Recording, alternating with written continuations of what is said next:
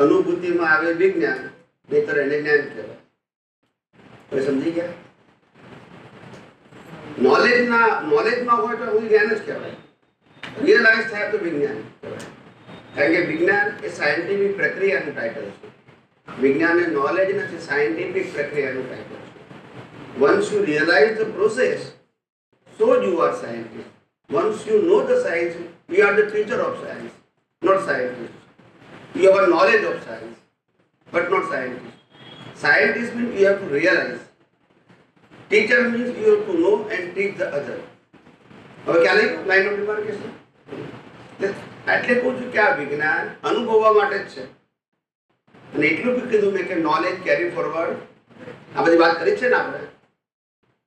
એટલે છે વિજ્ઞાન, પણ જો તમને નોલેજ રહ્યું છે તો પછી કોઈ મિનિંગ નથી. તમારી પુણ્ય છે તમને સાંભળવા મળ્યું, પણ એનો ઉપયોગ ના કરીને અનુભવ ના કર્યો તો પછી અર્થ નથી. જેમ આપણને અનાદિકાળથી કેટલાય મહાપુરુષો, તીર્થંકર ભગવંતો, જ્ઞાની ભગવંતો મળ્યા હશે આગલા બર્થમાં આપણને, પણ આપણે એ જ્ઞાનને વિજ્ઞાનમાં કન્વર્ટ ના કરી શક્યા, એટલે પછી પાપ પુણ્યમાં રહ્યા કર્યું. સ્વામીજી, આટલી વાત થઈ આપણી, એનો સાર એવો નીકળે કે આપણા પોતાના સ્વભાવના સ્વરૂપ સિવાય બીજી જગ્યાએ જ્યાં જ્યાં આપણે સુખ ખોળવા જઈએ છીએ, કે સુખ લાગે છે આપણને, એને કારણે મૂળ તત્વો આપણે પકડી નથી શકતા. બરાબર? તો એમાં એક બીજો પેટા પ્રશ્ન મને એ છે કે મારા સ્વરૂપના સુખ સિવાય મારી બીજી કોઈ જગ્યાએથી સુખ લેવાની વૃત્તિ મારી ઓછી થઈ કે નહીં, એનું ટેસ્ટામોનિયલ કેવી રીતે શોધવું કે મને ઓછી થઈ કે નહીં, એ કેવી રીતે હું જાણી શકું રોજબરોજના વ્યવહારમાં? એ ગાઈડ કરો. એ કેવું છે કે તમને ધીમે ધીમે આ સંસારનો જે ઇન્ટરેસ્ટ છે ને એ તમને બધો ખલાસ થતો દેખાય. એટલે અવસ્થા આવતી જાય ગમતી ના ગમતી પ્રકૃતિ માટે. તમને બેમાંથી કેમાં ઇન્ટરેસ્ટ નથી? તમારી દ્રષ્ટિમાં તો બધું પસાર થઈ રહ્યું છે. બસ ઇન્ટરેસ્ટ નો એક્ઝેક્ટ અર્થ શું કરે? તમે કોઈ દાખલો આપીને સમજાવો. ઇન્ટરેસ્ટ એટલે અવસ્થામાં એટેચમેન્ટ, તો ઇન્ટરેસ્ટ કહેવાય. તો ગમતું હોય તો એટેચમેન્ટ આવી જ જાય એવું બાય ડિફોલ્ટ નથી.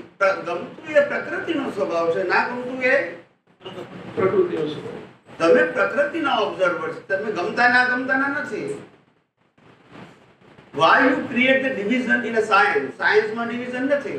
આ ડિવિઝન રિલેટિવ સત્યમાં છે. એટલે વારંવાર કહું છું કે મન વચન કાયાની અવસ્થા માત્ર કુદરતી રચના છે, વિધાઉટ ઓપિનિયન. ઓપિનિયન રિલેટિવ સત્યમાં ગયું. આ સુખ છે, આ દુઃખ છે, આ ગમતું છે, આ ના ગમતું છે, આ મારું છે, તારું છે, એ શેમાં ગયું? રિલેટિવ સત્યમાં. સનાતન સત્યમાં બધું જ કુદરતનું છે. પછી ઓપિનિયનની ક્યાં જરૂર છે? તો સુખ લેવાની વૃત્તિ એવી રિલેટિવ સત્યમાં જતી રહી. સુખ લેવાની જે વૃત્તિ છે એ પ્રકૃતિ લઈને આવી હોય, પણ તમે એને કુદરતી રચના જોઈ શકો તો છૂટા છો, તો વાંધો નથી. અને તમે માન્યું કે સુખ લેવાની વૃત્તિ મારી છે તો પછી બંધાયેલા છો. એક પ્રિન્સિપલ સમજો, એક પ્રિન્સિપલ કે આ દુનિયાની અંદર મન વચન કાયા અને ઇન્દ્રિયોથી અનુભવાતી એક વસ્તુમાં સુખ છે નહીં, અને સુખ આપવાનો સ્વભાવ નથી. બરાબર. Unless you are believe. ચોક્કસ. હવે માનો કે સુખ છે એવું આપણે માન્યું, માનો કે લક્ષ્મીમાં સુખ છે એવું આપણે માન્યું, દાખલા તરીકે, બરાબર છે? તો એ લક્ષ્મી આપણે પ્રાપ્ત કરીએ છીએ ત્યારે સુખ મળે છે એવી જે આપણે માન્યતા માનીએ છીએ એ જ ભ્રાંતિ છે. લક્ષ્મી વ્યવહાર ચલાવવાનું સાધન છે, સુખનું સાધન નથી. ખ્યાલ આવ્યો? જરૂરિયાત પૂરતી લક્ષ્મી મળે તો નેસેસિટી પૂરી થાય, જરૂરિયાતથી વધારે હોય તો ફેસિલિટી મળે, એનાથી વધારે હોય તો લક્ઝરી લાઈફ, પણ સુખ ના મળે. બરાબર છે? સમજાય છે?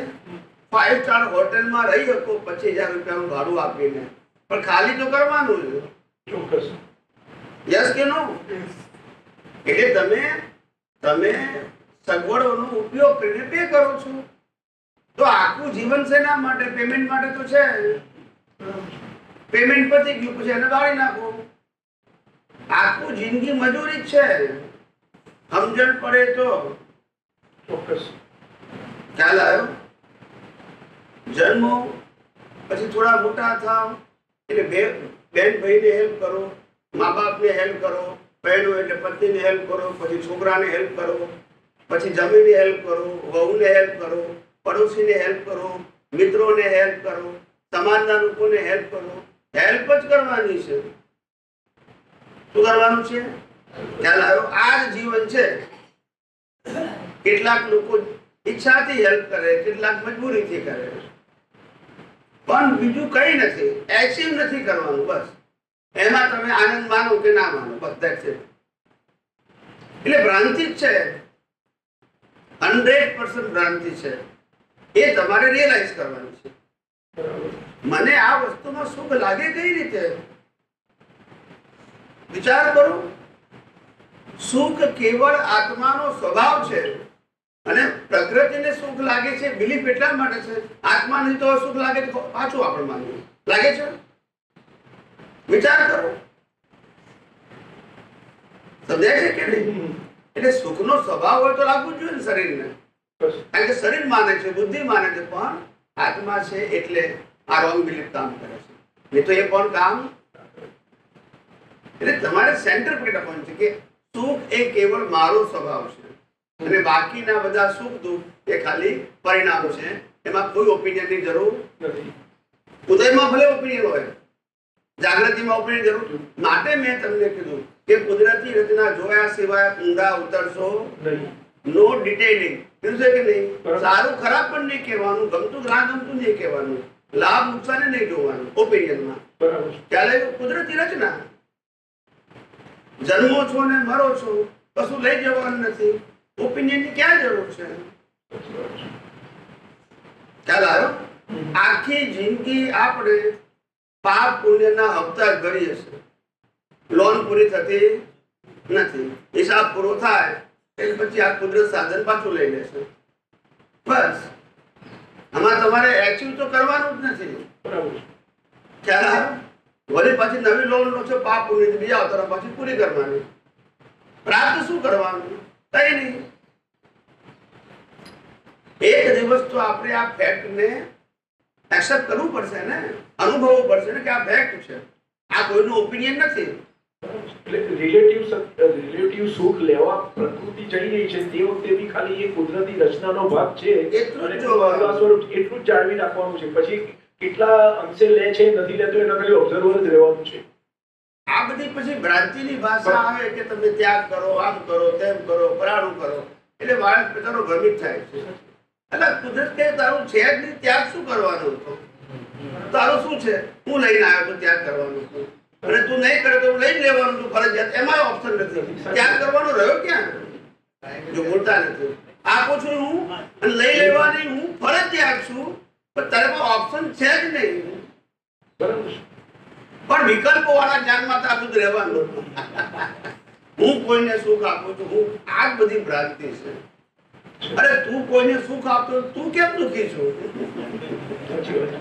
આ બધી ભ્રાંતિની ભાષા જે જગત આમાં ફસાયું છે. એટલે તું જ્ઞાની પોતે સંભાવે નિકાલ કર. એનાથી મોટું કોઈ સુખ મારે સુખ આપવું છે, દુઃખ આપવું છે, ભ્રાંતિ કાઢી ના આપી શકીશ પણ નહીં. એ પણ બિલીફ જ છે. એને મળશે તો એ બિલીફ. ઘણી વખત સાચું કરીએ તો ના ગમે, તો શું કરવાનું? ખ્યાલ આવે કે નહીં? એટલે આ જગત એટલું બધું, કારણ કે છે જગત હિસાબ સ્વરૂપ છે.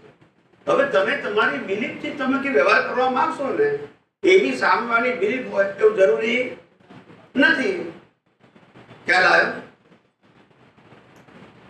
જિંદગીમાં તમે લગ્ન કર્યા પછી 10 એનિવર્સરી ઉજવી ને 11મી ના ઉજવી એટલે મોડું. ખ્યાલ આવ્યો? પછી 12મી ઉજવે ત્યારે યાદ કરે 11મીમાં શું કર્યું તું? ભાઈ આજે ઉજવવું ને હવે પણ સ્વભાવ. હવે તમે શું કરશો? એટલે વ્યક્તિની વાત તો દુનિયા આવી જ છે. ટૂંકમાં હિસાબ પાડે છે. શું છે? એ વ્યક્તિ પણ જાણી જોઈને કરે છે નથી કરતા. એની પ્રકૃતિ છે અને તમારી સાથેનો હિસાબ છે. એટલે કહું છું કે આ દુનિયાની પ્રકૃતિને ઇન્ફ્લુઅન્સ, તમારી પ્રકૃતિને બદલવા પ્રયત્ન ના કરશો, ફેલ જશો. પ્રકૃતિનું કંટ્રોલ જ કુદરત પાસે છે. માટે વિતરાગ રહીને, સેપરેટ રહીને જોયા કરજો. ડ્રામાની કોઈ પણ અવસ્થાની વેલ્યુ ના કરશો. એટલે કવિરાજે પદમાં લખ્યું જે જે અવસ્થાનું મહત્વ ઘટ્યું ત્યાંથી જ ક્લેશનું કારણ ટળ્યું. સંજોગાધીન છે માનવ ભમરડો. જે જે અવસ્થાનું આનું મહત્વ આપે. મેં સારું કર્યું એ પણ મહત્વ આપીએ છીએ. ખ્યાલ કે નહીં? એ બધું અવસ્થાઓ છે. બધી અવસ્થા માત્ર નિકાલી અને કુદરતી રહેશે. ખ્યાલ આવ્યો? એની વેલ્યુ એ જ દેહાદ્યાસ છે. શું છે? એ જ દેહાદ્યાસ. હા, એ જ દેહાદ્યાસ જ તોડો. મીન્સ કે એમ જ આપણા દર્શનમાં જ વધારે સ્ટેબલ થવામાં ને એ જ આ ગૂંચવી નાખે છે. આ દેહાદ્યાસ થાય દેહની કોઈ પણ અવસ્થાની વેલ્યુ એમ નામ દેહાદ્યાસ. અવસ્થા ભલે હોય, વેલ્યુ ના હોવી જોઈએ. કારણ કે તમારો અનુભવ આત્માનો કરવો છે, અવસ્થા નથી કરવાનો. વારે ઘડીએ એમાં બેસી જઈએ છીએ, વારે ઘડીએ બેસી જઈએ છીએ. એટલે ત્યાં આપણી જાગૃતિનો અભાવ છે. બીજા કોઈને કઈ પૂછવું હોય તો. જય સચ્ચિદાનંદ સ્વામીજી, પરમ વિનયપૂર્વક કોટી કોટી પ્રણામ કરું છું. આ માર્ગમાં લાવનાર પૂજ્ય નિરૂમાના જે પુણ્યતિથિ છે, આપની સાક્ષીએ એમના દિવ્ય આત્માને નમસ્કાર કરું છું. સ્વામીજી, પૂતગલ વિશે સમજવું છે. જે મિત્રતા છે એટલે આપણા ભાવ દરમિયાન એ ખેંચાય છે અને પછી એ મિશ્રતામાં કન્વર્ટ થાય છે. હવે બોડી તો ફક્ત ગલન છે, તો પૂતગલ તત્વ કોને કહેવાય છે એ સમજવું. પૂતગલ તત્વ, પૂતગલ તત્વ કોને કહેવાય છે? એમ ને જો સમજાવો. પૂતગલ ને તત્વ ના કહેવાય, અવસ્થા કહેવાય. જળ ને તત્વ કહેવાય. પૂતગલ અવસ્થા છે જેનો સ્વભાવ પૂરણ અને ગલનનો છે, અને એમાં તત્વ છે જળ તત્વ એ કાયમનું છે. અવસ્થા ટેમ્પરરી છે. પૂતગલ તત્વ ના કહેવાય, પૂતગલ અવસ્થા કહેવાય. શું કહેવાય? અહીંયા પૂરણ કર્યું અને અહીંયા ગલન થયું. બે અવસ્થાનું એક નામ પૂતગલ. પૂરણ વત્તા ગલન એનું એક નામ પૂતગલ. સમજાવ્યું એમને? પૂતગલ એ અવસ્થા છે. બીજો એક અનુભવ કહેવાય છે. તત્વ કાયમનું હોય, અવસ્થા કાયમની ના હોય. સ્વામીજી, આ થોડુંક મને અભિપ્રાય રહિત દશા એ મુક્ત દશા છે. તો અભિપ્રાય કોને કીધો? અભિપ્રાય એટલે જે પરિણામમાં અભિપ્રાય હોય એની સાથે તમે જોડાઈ જાઓ તો બંધાયેલા છો. મુક્ત રહો તો મુક્ત દશા છે. મુક્ત તમારે લેવા દેવા નથી. એનો અભિપ્રાય સાથે પણ તમારે લેવા દેવા ના હોય તો તમે મુક્ત છો. અભિપ્રાય સાથે તમે સંમત છો તો તમે બંધાયેલા છો. કોઈ દાખલો આપીને જરાક સ્થૂળ રીતે ભાઈ આ વસ્તુ સારી કહેવાય, આ વસ્તુ ખરાબ કહેવાય, એવો જે અભિપ્રાય છે જૂતાની સાથે એ પ્રકૃતિને હોઈ શકે ઇન્દ્રિય જ્ઞાનથી, પણ તમારે એવો અભિપ્રાયની જરૂર નથી. સિદ્ધાંત વાળી વાત સમજે. માનો કે કોઈ સંજોગ આવે છે, એમાં બાય ડિફોલ્ટ કંઈક પણ અભિપ્રાય તો અપાઈ જ જાય, બરાબર છે? ભલે ના અપાય. હા, તો તે વખતે પરિણામ જ છે ને. પણ હા, એ પરિણામ છે, વાત બરાબર. પણ ઘણી વાર ખબર આપણને જે એ રીતનો અનુભવ થયો હોય તો એ બિલીફ આપણી દ્રઢ હોય તો આપણે વધારે છાતી ઠોકીને કહીએ કે ના ના આ આવું જ હોય અથવા તો આવું જ થાય, એવું જ હોય છે. તો એને કરતા પણ ભાવ સાથે એને અભિપ્રાય કીધો એવું સમજવાનું. ના ના, એટલે પણ વ્યવહારમાં જ શબ્દ ના વાપરવો. શું કહો છો? વ્યવહાર બાબતમાં જ શબ્દ ના વાપરવો. ઓકે. નિશ્ચયમાં જ શબ્દ વાપરતો કઈ સનાતન ના હોય. કોઈ કશું જ ના કહી શકે. બરાબર. માટે વ્યવહારમાં કશું સ્ટાન્ડર્ડ હોતું નથી અને વ્યવહારમાં સ્ટાન્ડર્ડ કહેવાતું નથી. કારણ કે વ્યવહાર એટલે કેવો છે? વ્યવહારના પરિવર્તનશીલ તો ખરો, પણ વ્યવહાર એટલે કેવો છે કે વ્યવહાર જે દેખાય છે એને દ્રષ્ટિથી જે જુએ છે એ દ્રષ્ટિની કિંમત છે. એની જગ્યાએ જગતના લોકો વ્યવહારની કિંમત કરે છે. કિંમત દ્રષ્ટિની હોવી જોઈએ અને કરે છે. આ ભૂલ છે. પ્રશ્ન એ નથી કે રામે યુદ્ધ કર્યું ને કૃષ્ણ ભગવાને યુદ્ધ કરાવ્યું, લાખો માણસો મારી નાખ્યા. પ્રશ્ન એ છે કે તમને એ ખબર પડી જોઈએ કે યુદ્ધ કરવા છતાં, લાખો લોકોની હિંસા કરવા છતાં પણ એક પણ કર્મ ન બંધાવ્યું, એમની આંતરિકતા શું હશે? That is important. ખ્યાલ આવી ગયો? પેલા નહીં પણ લેવાનું. તો એનો મતલબ એવો થયો કે માનો કે કોઈ પણ જગ્યાએ વ્યવહારમાં પણ અભિપ્રાય આપ્યો આપણે, એટલે મીન્સ કે સંજીવે આપ્યો, બરાબર? તો તે વખતે એને પણ કુદરતી રચનાના રૂપમાં જોવાની છે. 100%. ભલે સ્ટ્રોંગલી આપે છે કે એનાથી કોઈ આ તો વ્યવહારથી જ ખાલી કહું છું. જ શબ્દ ના બોલવો વ્યવહાર, કારણ કે કશું વસ્તુ કાયમી હોતી નથી. બરાબર છે. આપણો મત હોય બીજાનો હોય એવું જરૂર નથી. પછી જ બોલીએ ને એટલે પકડાઈ જાય. યસ. ભાઈ મારું મંતવ્ય આવે છે કે મારો મત આવશે એવું કેવું, જ ના બોલવું. હવે અમે આ વિજ્ઞાનમાં શું કહીએ છીએ? જો બી તમને સમજાય તો ઠીક છે, ના સમજાય તો તમને જ્યાં સમજાય ત્યાં જવાનું અધિકાર છે. અને આ જ વિજ્ઞાન સાચું છે, આનાથી જ મોક્ષ મળે. બીજો કોઈ જગ્યાએ જશો નહીં એવું અમે બોલીએ. તમને જ્યાં અનુકૂળ લાગે ત્યારે. મારી પાસે વિજ્ઞાન છે, હું તમને સમજાવું છું, પણ તમને એમ લાગે છે કે મારે આ કામનું નથી, તો તમને જ્યાં અનુકૂળ લાગે ત્યાં જઈ શકો. મારે શું કામ બોલવાની જરૂર ભાઈ?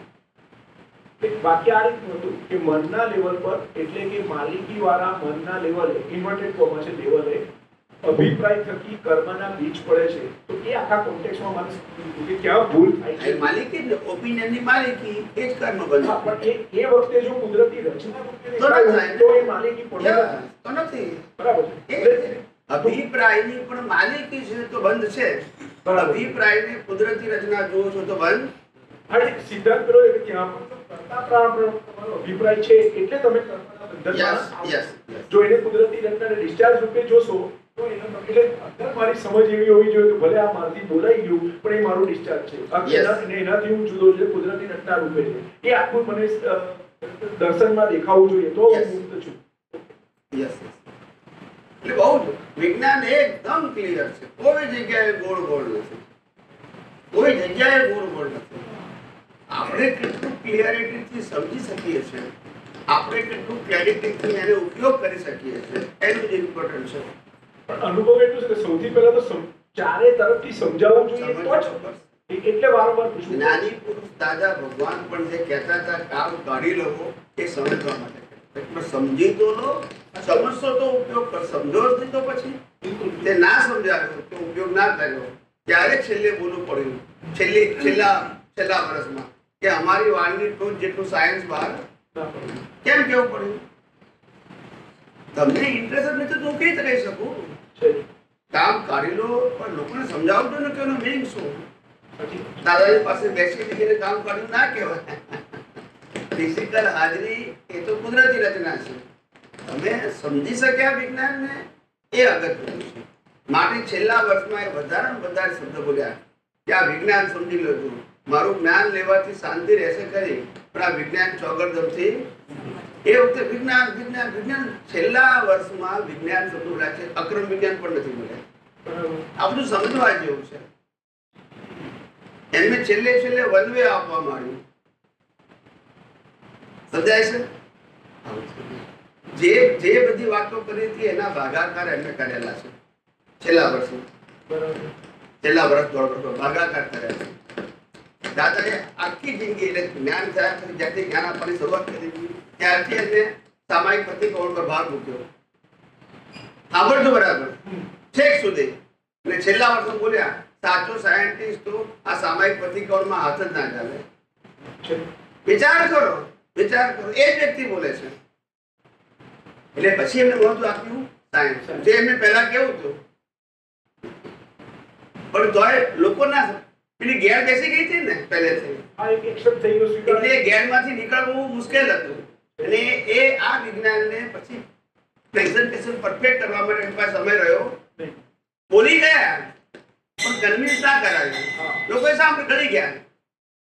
લોકોએ પૂછ્યું નહીં કે તમે જો સામાયિક પ્રતિક્રમણ મોક્ષ વિધિ એવું કીધા ને હવે હાથ જ ના કરે આવું કેમ એ કોઈ પૂછ્યું? પણ જે બોલ્યા એ ગાડી ગયા. તો આ તકલીફ થઈ.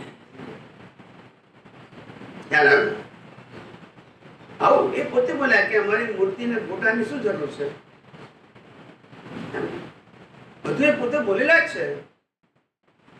ખ્યાલ આવે ને? કારણ કે એ તો અનુભવી જ્ઞાની હતા, જવાબદાર પૂછતા.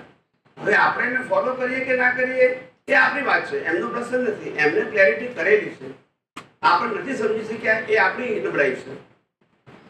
એમને ઘણી બધી વાત કરી. આપણે જે આગળ ચર્ચા કરી એ પ્રમાણે માનો કે કોઈ પણ અવસ્થાને એમાં ખાલી આ બે વસ્તુ રહી, કુદરતી રચના વાળો ભાગ આપણને સમજાયો કે દેખાયો, દર્શનમાં, બરાબર? અને હું આ સ્વરૂપ છું એ જ્ઞાનને દર્શન પછી એનાથી આગળ કોઈ પણ સંજોગમાં કંઈ પણ આગળ વધવાનું કે કોઈ પુરુષાર્થ કરવાની જરૂર નથી. કોઈ આનું પૂર્ણ વિરામ જ આ છે, બરાબર? મને એવું થાય કે જે જ્ઞાની પુરુષ દાદા ભગવાને ક્લિયર કીધું કે 1958માં અમને આ બ્રહ્માંડના રહસ્યો જે હતા એ શું થયા, તો એ બધાને એમ થાય કે પ્રાપ્ત થયું. ના સમજાયું શું કરવા? આટલી સેન્સ નથી એમ કહું છું તમારી પાસે. તમારી પાસે ડેપ્થ ક્યાં છે? હું આ બારડણ ગામમાં ફરીને આવ્યો એટલે બારડણ ગામમાં શું શું છે? સ્કૂલ છે, કોલેજ છે, મંદિર છે, હોલ છે, ધર્મશાળા હોય, ભોજનશાળા હોય, ખ્યાલ આવે ને? આ બધું મેં જોયું અને અમદાવાદમાં જે વર્ણન કર્યું, કારણ કે આ મેં જોયું એમ ત્યાં કીધું. એ મારું જ્ઞાન છે હતું એ મને દેખાયું, એમ મને બ્રહ્માંડના રહસ્યો દેખાયા હતા. ખ્યાલ આવી ગયો? એટલે જે અત્યારે જે હું બોલું એ બ્રહ્માંડનું રહસ્ય છે એને પ્રેઝન્ટ કરું છું. મારું કોઈ જ્ઞાન મને તો જે રહસ્ય ખુલ્લું થયું એ હું તમને કહું છું. પણ રહસ્ય તો નહીં કરું તો છે જ. એમાં કોઈ વ્યક્તિનો પ્રશ્ન આવતો પણ આપણે એને વ્યક્તિ વિશે થઈ ગયા. તમે ફક્ત માધ્યમ છો, માધ્યમ છે, બરાબર? કેવળ જ્ઞાન આખું બ્રહ્માંડ દેખાય ને તમે જે પૂછો જવાબ આપે, પણ એ દેખાય છે એમનું જ્ઞાન નથી. એ તો છે એમને ખાલી જોઈને તમને પ્રેઝન્ટ કર્યું છે. એમનું પોતાનું એમની પાસે બ્રહ્માંડના રહસ્ય જોવાની શક્તિ ખુલ્લી થઈ, પણ બ્રહ્માંડના રહસ્ય તો હતા જ. ખુલ્લી ના થઈ તોય હતા, જોઈ શકવા માટે કેપેબલ બને. That's it. અને તમને પછી પ્રેઝન્ટ કર્યું. પણ વિચાર કરો કે લોકો કેટલા બધા બ્લાઇન્ડ છે. ખ્યાલ આવ્યો? આટલા વર્ષોથી બોલું હજુ સમજતા નથી કે જ્ઞાન વ્યક્તિનું ના હોઈ શકે, અને વ્યક્તિનું જ્ઞાન હોય તો સનાતન. વિચાર કરો, સનાતન જ્ઞાન વ્યક્ત કરી શકાય, અનુભવી શકાય, માલિક બની શકાય, ક્રિએટ કરી શકાય. અને મેં કીધું પણ ખરું કે જો તમે વ્યક્તિનું જ્ઞાન બોલશો તો સનાતન નથી, એ તમે પોતે સાબિતી આપો છો. ખ્યાલ આવ્યો? આ બધા જ ભય સ્થાનો થઈ જશે. અને માટે મેં કીધું આ વિજ્ઞાન જે હું કહું છું, આધ્યાત્મ વિજ્ઞાન, એ મારું અનુભવ મારો છે. વિજ્ઞાન તો કોણ છે? અને તમારે વિજ્ઞાનનો અનુભવ કરવાનો છે, મારો અનુભવ નથી. હું તમને અનુભવ કરવાના માર્ગદર્શક છું, સહાયક છું, ગાઈડ છું. હું પોતે જે સનાતન સત્ય કહું છું એનો માલિક નથી. ખ્યાલ આવ્યો? અને માટે ક્લિયર કીધું છે કે કોઈ પણ વ્યક્તિ પોતાની સમજણ પ્રમાણે વિજ્ઞાન બીજાને કહી શકે છે. કુદરતનું છે, એ મને રિપ્રેઝન્ટ નથી કરતો, કુદરતને કરે છે. હું પણ કોને કરું છું? કુદરતને કરું છું. મારી જાતને પ્રેઝન્ટ નથી કરતો. મેં એટલે કીધું કે દુનિયાને જેમ જેમ વિચારક વ્યક્તિઓ જ્યારે આ વિજ્ઞાનને સમજશે ને ત્યારે મોટા મોટા પુરુષો સમજે, એ પોતે એને એક્સપ્લેન કરશે કે આ માણસની ડેપ્થ કેવી છે કે આવી વાત કરી છે કે જે આપણે સપનામાં ના વિચારી શકીએ. જેને દુનિયાના તમામ ધર્મોને ફોર્મેટ કીધા એનું વિઝન કેવું હશે? they go beyond the all religion. તો જ કહી શકે ને. આ કઈ ખાલી સ્ટેટમેન્ટ નથી, આ વિઝનનો પાવર છે કે બધાને મેં ફોર્મેટ કહી શક્યો બીકોઝ હું એનાથી ઉપર ગયો છું. એટલે એક ધર્મને બીજા ધર્મની સરખામણી કરતો નથી. બધું જ ફોર્મેટ છે. વિઝનનો અનુભવ રૂપે સ્ટેટમેન્ટ નીકળ્યું છે. હા, એટલે ખ્યાલ આવવો જોઈએ કે અમારા દર્શનની હાઈટ શું છે સનાતન સત્ય, પણ હાઈટનો મતલબ કે અમને એટલું ક્લિયર થયું ત્યારે દેખાયું ને ત્યારે હું તમને કહી શકું છું. આટલો આત્મવિશ્વાસ સાથે મુજબ દુનિયામાં જે પ્રચલિત ભાષા હોય એનાથી અલગ ભાષા બોલવી એઝ અ રિસ્પોન્સિબલ પર્સન બોલાય. વિચાર કરો, દુનિયા લોકો પ્રશ્ન પૂછે તો જવાબ આપવા પડે. સમજાય છે? બધા ધર્મને ફોર્મેટ કેવા અને સાબિત કરી આપે. શું કીધું? એવું નહીં ખાલી ડાયલોગ. આ શરીરને કીધું કે ભાઈ કુદરત છે કઈ રીતે, જળ છે, મિકેનિકલ છે, મશીન છે, એવું તો સાંભળ્યું આપણે બધાએ. પણ આ શરીર કુદરતનું જ છે, બનાવે છે કુદરત, ચલાવે છે કુદરત, અનકુદરત લાવે છે અને રહેશે કુદરત પાસે. એ જે એક્સપ્લેનેશન છે એ સાયન્સ છે. જળ છે, મશીન છે, મિકેનિકલ છે, સાયન્સ નથી. તમે તમારું પ્રેઝન્ટેશન એને લાગવું જોઈએ કે નહીં ખરેખર શરીર કે શરીરની કોઈ અવસ્થા આપણી એવું રિયલાઇઝ થવું જોઈએ, એવું પ્રેઝન્ટેશન હોવું જોઈએ. ખાલી જળ કહેવાથી વિનાશી કહેવાથી શું ફેર પડે છે? ખ્યાલ આવ્યો? એટલે દરેક વસ્તુમાં સાયન્ટિફિક એપ્રોચ, એનું નામ જ સાયન્ટિફિક વિઝન. સાયન્ટિફિક વિઝન એ દ્રષ્ટિનો વિઝન, દ્રષ્ટિમાં વિજ્ઞાન દેખાવું જોઈએ. અવસ્થાનું વિજ્ઞાન, અવસ્થા નહીં. એ વિજ્ઞાન દેખાય તેનું મહત્વ ના રહે. વિજ્ઞાન દેખાતું એટલે મહત્વ દેખાય. તો એટલે રિલેટિવ સત્યમાં ગયા ને. વિજ્ઞાન એટલે સનાતન સત્ય અને વિજ્ઞાન ના દેખાય તો રિલેટિવ સત્ય. બે જ ઓપ્શન છે, બેમાંથી એક જ દેખાય. જય સચ્ચિદાનંદ સ્વામીજી. જ્ઞાની પુરુષને નમસ્કાર. ને આપણા આધ્યાત્મ વિજ્ઞાન અને સનાતન ધર્મમાં વિનયનો માર્ગ છે. તો અમારા બોલવામાં કઈ વિનય જો ચૂકાય તો અમે પહેલા તો ક્ષમા યાચના કરીએ છીએ. ને હમણાં આપણે જે વાત ચાલી રહી હતી કે વેલ્યુ કરવી, તો જ્યાં સુધી સમજણમાં આપણે પાકું ન થાય ત્યાં સુધી આપણે વેલ્યુ કરીએ છીએ કે આ નહીં અને હું આ છું. અને જ્યારે આપણે ઉપયોગમાં જઈએ છીએ ત્યારે તો જેમ છે તેમ આપણે જોવાના છે. તેમાં વેલ્યુ નથી આપણે કોઈ જડની ઓછી કરવાની કે હું ચેતન છું એની કોઈ વેલ્યુ વધારવાની નથી. જેમ છે તેમ આપણે જોઈ લઈએ તો એ જ આપણો યથાર્થ પુરુષાર્થ છે. એ બરોબર છે સમજણમાં? એવું મને મર્મ સમજાવું તો ના ના એવું છે. અત્યારે આત્માની વેલ્યુ વધારવાની છે અને અવસ્થાની વેલ્યુ ઝીરો કરવાની છે. બરોબર છે. એની પ્રક્રિયામાં છે. ખ્યાલ આવી ગયો? હાજી. ઝીરો થઈ ગયા હા. પછી પુરુષાર્થની જરૂર નથી. નથી. પછી આ કુદરત રચનાનું, કુદરતને એ પણ સનાતન, હું શુદ્ધાત્મા છું તે પણ સનાતન. પછી ડિવિઝન બરોબર છે. નથી. પણ જ્યાં સુધી ડિવિઝન દેખાય છે ડિવિઝન ત્યાં સુધી પ્રકૃતિની વેલ્યુ ઝીરો કરવા માટે એને કુદરતી રચના જોવી પડશે હાજી સ્વામીજી. અને શુદ્ધાત્માની વેલ્યુ વધારવી પડશે. કેમ? હાજી. કારણ કે હું છું તો અવસ્થા છે, હું નથી તો નથી. અવસ્થા પણ નથી. અવસ્થા પણ નથી. એટલે હું તો છું જ ને, બરોબર છે. પણ હું દેહધારી નથી, હું શુદ્ધાત્મા. શુદ્ધાત્મા છું. અને સ્વામીજી તો આ જે આપણે આ સમજણ ક્લિયર થઈ છે અને જ્યારે ઉપયોગમાં આપણે લઈએ છીએ ત્યારે તો આપણે જેમ છે તેમ સામે જે વસ્તુ છે એ પણ તત્વ આધારિત ચાલી રહી છે, પરમાણુના આધારિત. બરોબર છે. અને હું શુદ્ધાત્મા છે એ જ રિયલાઇઝ આપણે કરવાનું છે.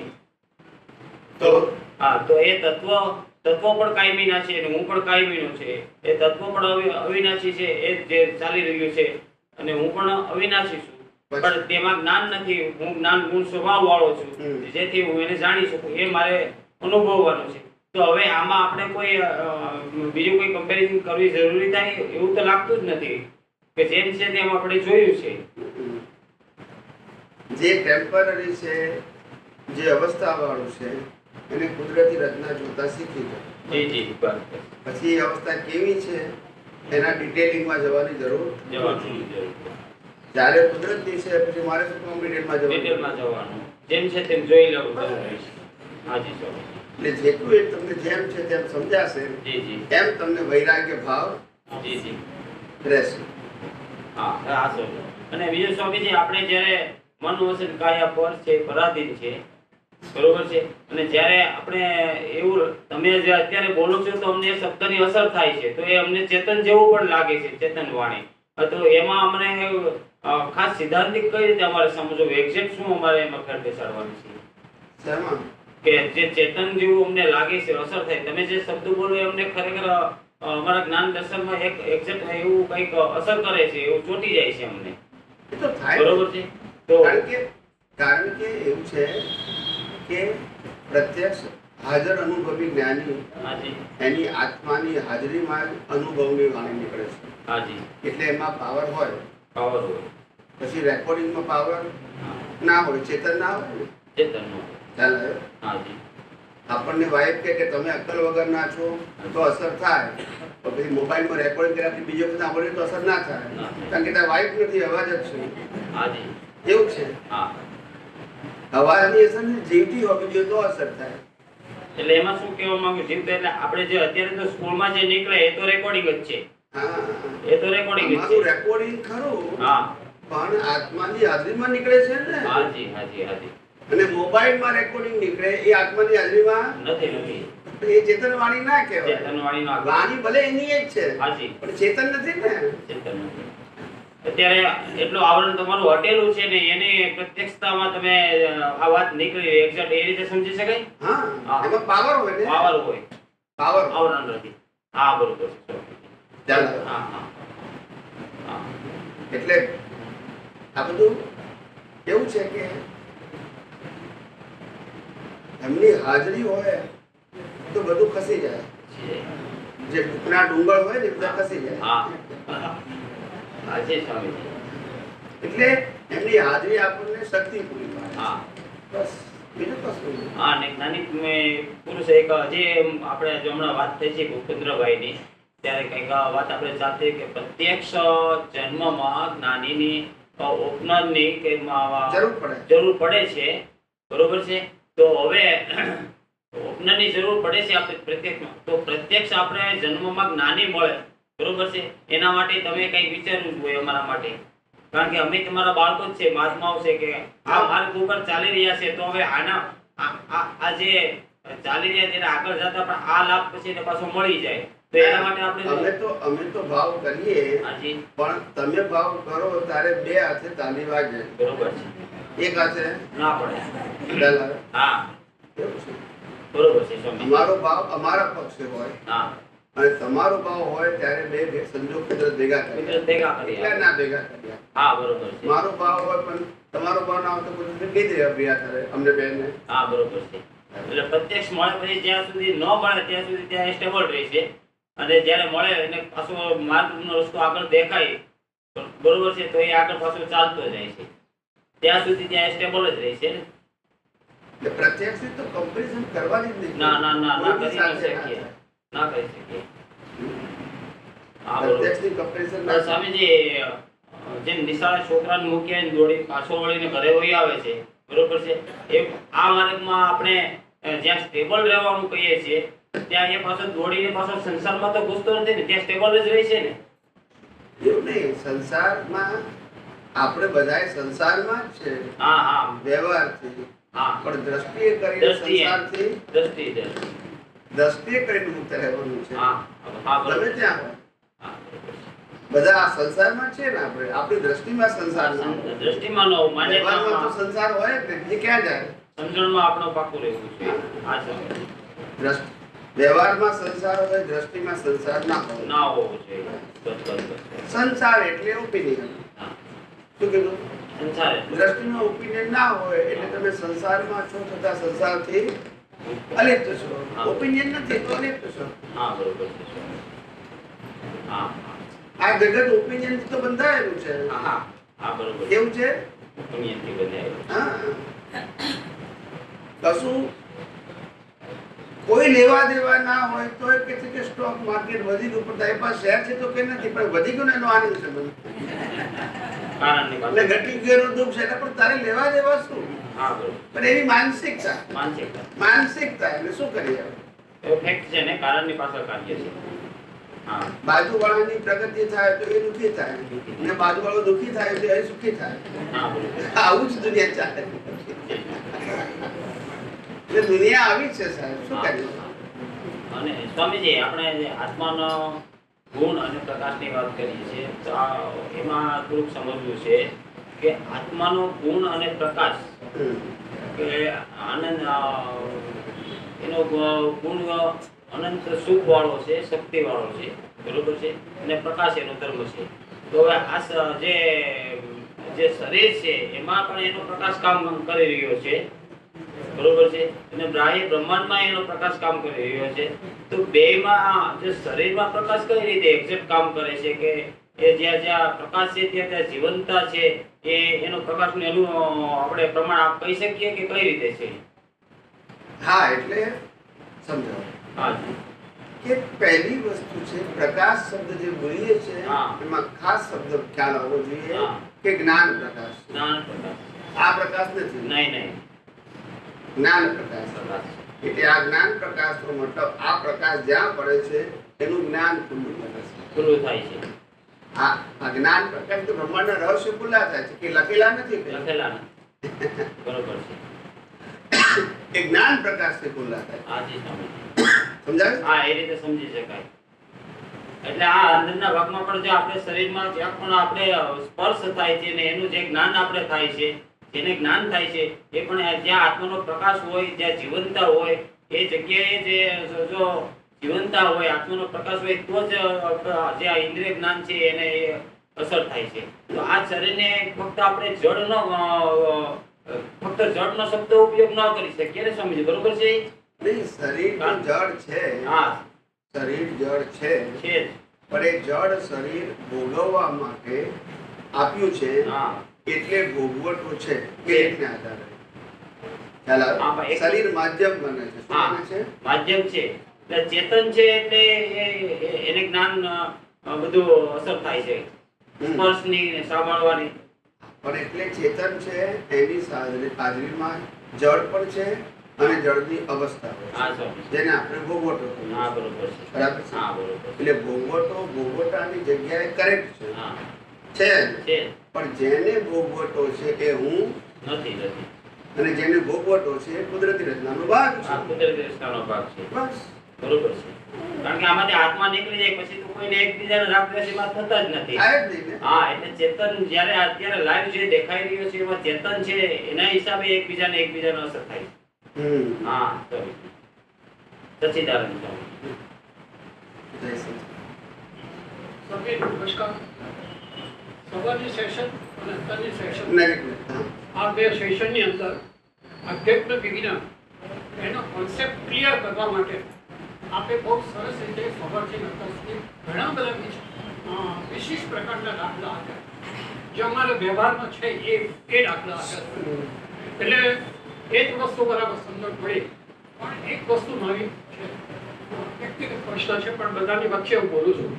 મને 88 વર્ષ થયા. આમ ભોગવવા માટે આવ્યો છું, ભોગવીને જવાનું છે, વાત નક્કી છે. પણ છેલ્લા કેટલાય વર્ષોથી મને મનમાં એક વસ્તુ તો થયા જ કરે છે કે દાદા ભગવાને એ ભાદરના યસ. એટલે કોઈ પણ કારણસર મારા ઉપર પરોક્ષ રીતે દાદા ભગવાનનું વિશિષ્ટ પ્રકારનો તમે મને હમણાં વાત કરી હતી કે કૃપા શબ્દ વાપરવાનું નહીં. એક વસ્તુ તો હકીકત છે કે જેના થકી આપણને કંઈક જાણવાનું મળ્યું, એટલે કે આપના થકી મને જાણવાનું મળ્યું, તો આપ મારા માટે પૂજ્ય છો, પૂજ્ય હોવું જોઈએ. વંદનીય છો મારા માટે, અને આપ મારા પ્રેરક છો. હવે એના સંદર્ભમાં વાત કરું છું કે આધ્યાત્મ વિજ્ઞાન હું ક્યાં અટક્યો છું કે આત્મ સ્વરૂપમાં સ્થિર થવાનું છે. 24 કલાકની અંદર હું ત્રિમંત્રો બોલું છું રેગ્યુલર, અને મારે બોલવા નથી પડતા. આ જપ થાય સમજી છે. ગયો. પછી પણ આત્મ સ્વરૂપમાં મને ખબર તો પડી જાય છે કે હું ભટકે, મને સંસારિક બાબતની અંદર કોઈ પણ મારી પાસે આ વાત આવે હું એને તરત જ નિગ્લેક્ટ કરી દઉં છું, એના તરફ ધ્યાન નથી આપતો. એનું કારણ પેલું છે, ત્રિમંત્રનું કારણ છે, વારંવાર રિપીટ કરવાથી. અચ્છા, એમાં એક વાત છે કે જે રીતે મોબાઈલની અંદર બધું ભરાઈ જાય એટલે આપણે ડિલીટ કરીએ છીએ. જો ડિલીટ ના કરીએ તો એની બેટરી બધું એ થઈ જાય. એ રીતે આપણા શરીરની અંદર 88 વર્ષની અંદર એટલું બધું ભરેલું છે બધું, એટલે ડિલીટ કરવું છે. તો ડિલીટ કરવા માટે મેડિટેશન, હું મેડિટેશન બેસું છે રેગ્યુલર, અને એની અંદર એક જ વસ્તુ એ વસ્તુ એ છે નિર્વિચાર સ્થિતિ લાવવા માટે પ્રયત્ન. કોઈ પણ જાતનો વિચાર નથી કરતો, શાંતિથી બેસજો. બરાબર. અને વિચાર કદાચ આવે તો એના તરફ હું ધ્યાન અનઇન્વાઇટેડ ગેસ્ટ એમ માની લેવાનું, અને વિચારી લઉં છું. પણ આપની પાસે મારે પ્રશ્ન એક જ છે કે આત્મ સ્વરૂપને સ્થિર થવા માટે અને આત્મ સ્વરૂપને ઓળખવા માટે જ્ઞાની પુરુષોએ તો ઘણા બધા રસ્તા બતાવ્યા છે, ઘણા રસ્તા બતાવ્યા છે. સાહિત્યની અંદર પણ ઘણું બધું લખેલું છે, પણ એ બધું અહીંયા આગળ બહુ ભરેલું છે. હવે એને ખાલી કરવું, એ ખાલી in be empty and you will know. હું ખાલી થવું તો મેળવી શકું, કઈ પ્રાપ્ત કરી શકું. બરાબર. બસ આ મારો પ્રશ્ન છે. આપને એટલે યોગ્ય લાગે તો જવાબ આપો. એટલે તમે જે કીધું ને કે ખાલી કરવું છે, એનો જવાબ મેં સવારે આપી દીધેલો કે જે બની જાય છે એને ભૂલી જાઓ, કુદરત પણ ભૂલી ગઈ છે. બરાબર. જે બની ગયું એને શું કહું છું? યાદ ના કરો, બની ગયું. બની ગયું yes. હવે એ સમય ખલાસ થઈ ગયો. હવે આ સમય એના માટે નથી. શું કામ યાદ કરો છો? એટલે ભારે થઈ જાય છે. તમે વિચાર કરો, એક ધર્મગુરુએ વર્ષો પહેલા મને પ્રશ્ન પૂછ્યો, વર્ષો પહેલા 20-25 વર્ષ થઈ ગયા છે. ત્યારે એમને મને પ્રશ્ન પૂછ્યો હતો કે અમે બધા શાસ્ત્રનું જ્ઞાન બહુ ધરાવીએ છીએ, પ્રવચનો પણ બહુ કરીએ છીએ, છતાં એમને ભારેપણું કેમ લાગે છે? અંદરથી હેવીનેસ કેમ ફીલ થાય છે? મેં કીધું હેવીનેસ ફીલ થવાનું કારણ એ છે કે આ બધું શાસ્ત્રનું જ્ઞાન મને છે અને હું દુનિયાને કહું છું, એનો લોડ છે. શું છે? આ તો આ અંદર જે મેમરી છે એ મેમરીને જ્ઞાન મળ્યું છે અને સ્પીકર બોલે છે, આપણને શું વાંધો છે? તમે જે બોલો છો એ બધું રેકોર્ડ થાય ને એઝ ઇટ ઇઝ બોલે છે, એને ક્યાં જ્ઞાન છે? તો પછી આ મેમરી છે, તમે પુસ્તક વાંચી એની મેમરી અહીંથી બહાર નીકળી, તો એમાં લોડ કેમ લેવાનો? નિર્વિચારની સ્થિતિ કેમ નથી આવતી? ના જ આવે ને. હું બોલું છું તો ક્યાંથી આવે? હું નથી બોલતો. પોતે બોલનારા હોય તો નિર્વિચાર ક્યાંથી આવે? કોઈ પણ માણસ વિચારીને બોલી શકે છે એ ભ્રાંતિ છે. ખ્યાલ આવ્યો? વિચારીને બોલી શકે છે એવું માને છે એ ભ્રાંતિ છે. વિચારીને બોલવું જોઈએ એ લૌકિક સત્ય છે, સનાતન સત્ય નથી. એટલે જે દિવસે, જે સમયે, જે સ્થળે, જે વ્યક્તિ સાથે ભૂલ કરવાના છો, બોલવાની કરવાના જ છો, ત્યારે જ તમારો હિસાબ પૂરો થયો છે. ખ્યાલ આવી ગયો? આખી જિંદગી હાચવીને રાખ્યા હશે પણ એક જ વખત તમે બોલી ગયા કે તારામાં અક્કલ નથી, આટલું બોલી ગયા, અડધી મિનિટ, અડધી સેકન્ડ નહીં થાય. ખ્યાલ આવી ગયો? પણ એના મગજમાંથી નીકળતા નીકળતા 10 વર્ષ થઈ જશે. ખ્યાલ આવી ગયો? એટલે મારો કહેવાનો મતલબ એવો છે કે માણસ જે છે એ નિર્વિચાર દશામાં એટલા માટે રહી શકતો નથી કારણ કે વિચારોના વમળમાં ફસાઈ ગયો છે. વિચારોને સેપરેટલી જઈ શકતા જોતો નથી. નિર્વિચાર દશા એટલે એવું નહીં કે વિચાર ના આવો, જેને વિચાર આવે છતાંય વિચારની અસરોથી મુક્ત રહે છે એ નિર્વિચાર. વિચાર ના આવો તે નહીં, અસરોથી મુક્ત. સારો વિચાર આવે, ખરાબ વિચાર આવે, એની અસર ના થાય કારણ કે ઓબ્ઝર્વર છે. હવે ખ્યાલ આવ્યો? માટે એટલે નિર્વિચાર એટલે વિચાર ના આવો તે નહીં, વિચારોની અસરોથી મુક્ત થવાનું એ નિર્વિચાર દશા. ખ્યાલ આવી ગયો? હવે બીજો એક મુદ્દો છે કે આ દેહ છે, દેહથી પર થવાનું છે. હવે દેહથી પર થવા માટે દેવસર્ગ કે છે. દેવસર્ગ એટલે હું દેહ છું.